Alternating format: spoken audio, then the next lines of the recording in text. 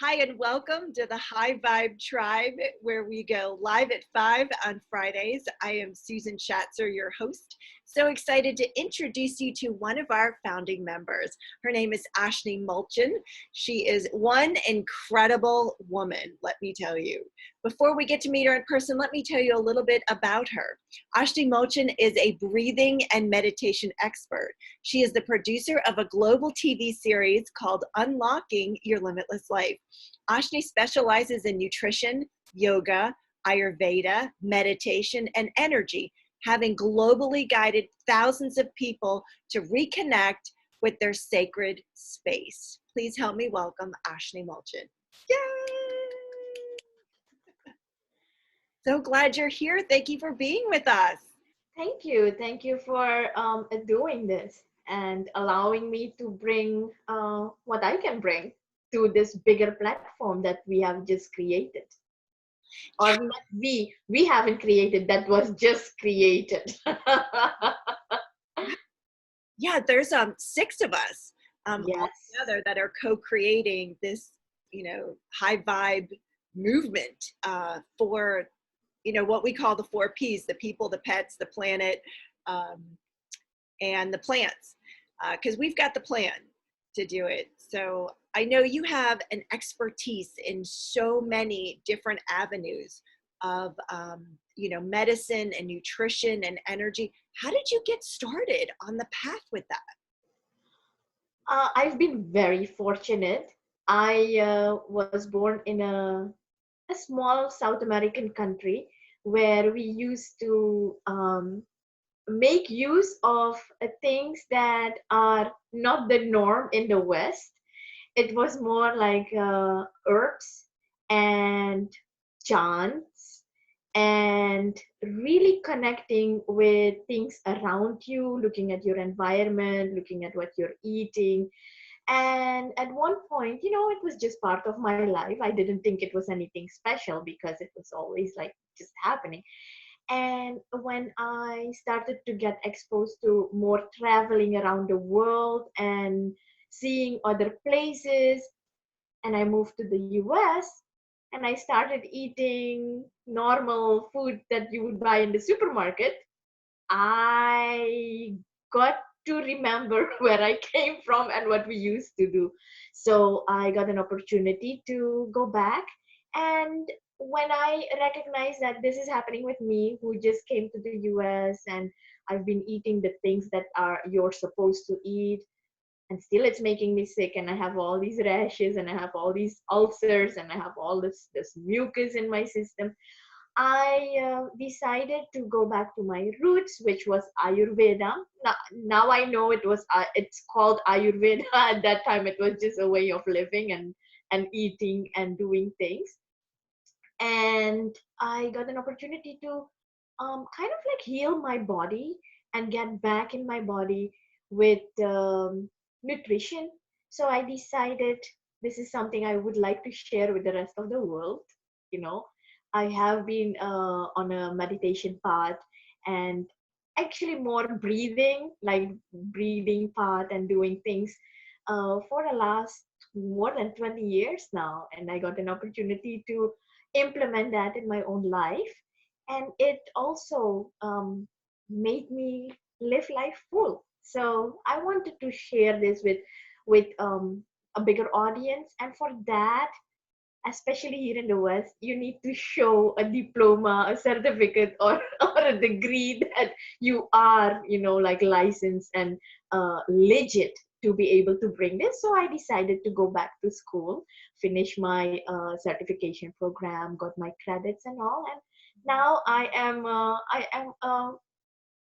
coach, a person who just like lives life and brings the best for people to tap into what is their nature.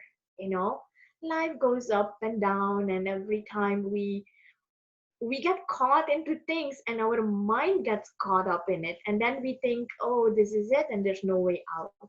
But actually, when we can tap into that solid space that is always within us, where the peace and the love and the joy exist, you know, anything that comes your way, no matter how devastating it can be, when you can get back to that particular point, you can come out of anything and just be here in this moment 100%, because that's all we have.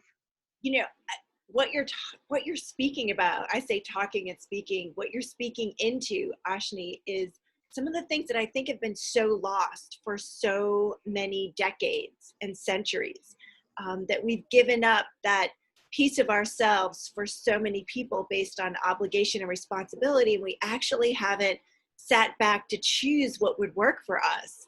And, I know that when you and I get together, like, the laugh factor, like the happiness factor, just like goes through the roof, goes through the roof. And, you know, I think that that is one of your superpowers is You know, laughing. And you just have like the funniest moments, and you can find the humor and just everything. And I know that that helps and supports shifting people from where they are to where they'd like to be. So yes, yeah, tell me about it. Tell me about the yes. laughter factor. No, you mentioned something where, like, yes, we have forgotten how to be.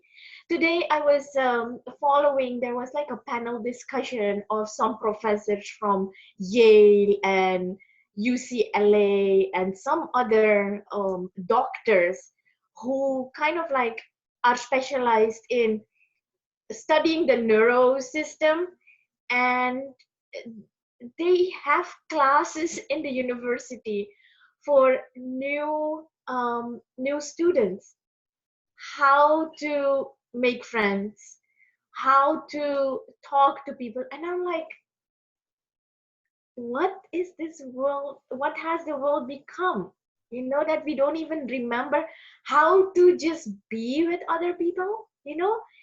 I mean, we're born with it, it's part of who we are. When look at the child, just look at the baby, a child that is just born, The you know 2-year-olds. yeah, it's just, they are, one moment they will be crying, the next moment they will be laughing, the next moment they'll be angry, but it's all going on at the same time with 100%. And the best part of it is, um when something happens, they don't remember it.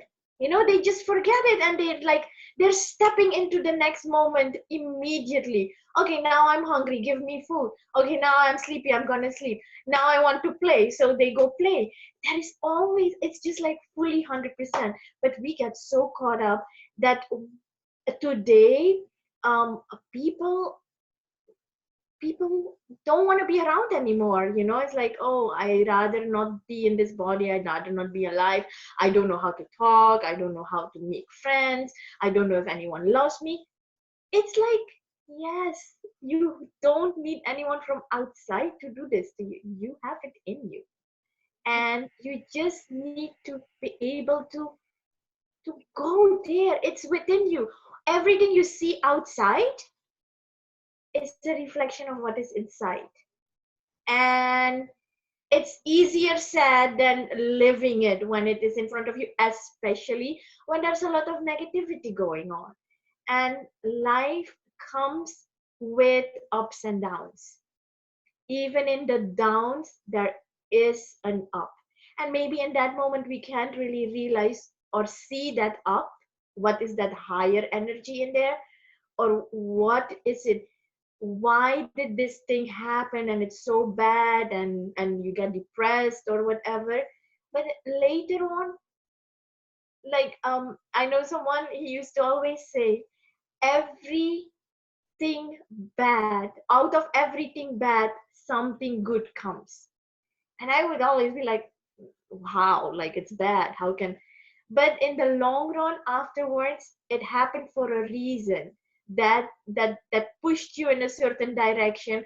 So when you go in that direction, something good came out of it, even though that was bad.